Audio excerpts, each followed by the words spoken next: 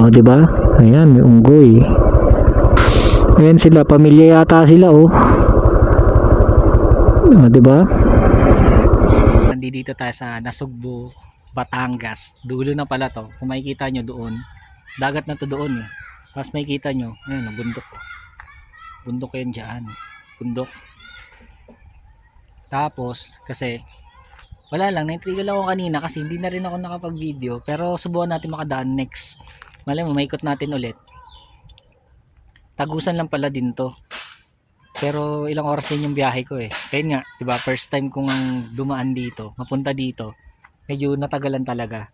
Tapos, yung picture ko kanina, isinend ko naman na yun eh. Nag-update na ako. Nadaan tayo ng Sky Ranch. Tapos, ano ba?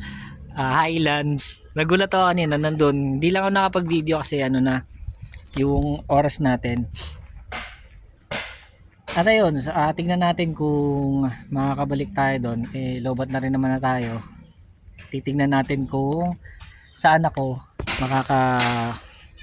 biyahe at makakapag-charge. Kasi wala pang charger ulit si Seo dahil nasira nga yung ating ano natin, USB charger natin na ginagamit natin para kay Seo.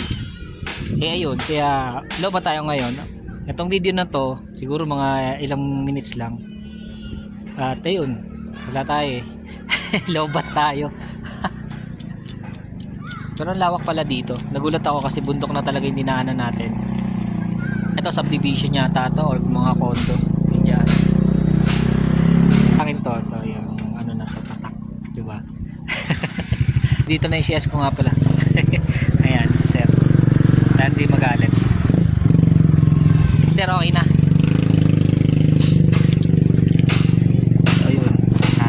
Tanggapin na natin yung payment natin. Ito na yung delivery natin. Itapang ano ka na muna. Namin natin yung ano. Kita nyo ang ganda ng view natin dito. Ayan. So stop over muna ako kasi nangawit na yung kamay ko. Kasi ito yung Cabian Tunnel.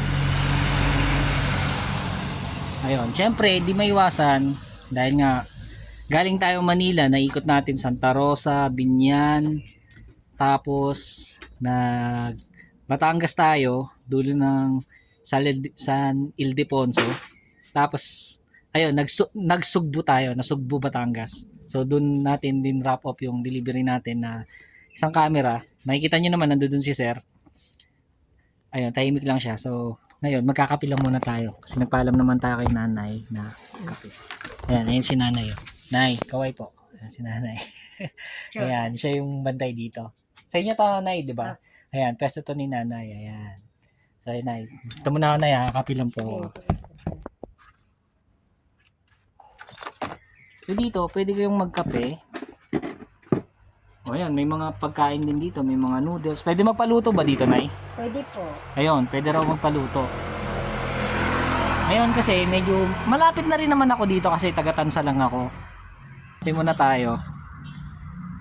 Wala akong masyadong video kasi pumunta tayo ng ano eh, put school, doon tayo nag-deliver kila Sir. Dulo sila ng Nasugbo. Malapit na yun sa dagat din, halos na dagat na yun yung resort nila. So naririnig niya, bumubusina sila. So sisave ko na lang yung ibang video tsaka yung battery charge ng phone para makuha natin yung ibang daan doon. At ayun, na-miss ko lang din dito, kaya nagulat ako na may daan pala na malapit doon sa pinuntahan ko. At yun, kape tayo, kape. Malalaman niya may dadaan kasi maingay dito sa Cabiang. So dadaan na tayo. Siyempre hindi natin sasayangin yung ano, bubusina tayo. Kita niya no, di ba? Sarap dumaan dito.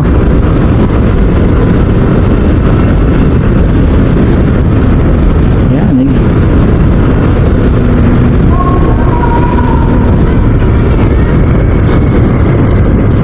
So nandito tayo. Ayan. Ayun, ang dami nila oh.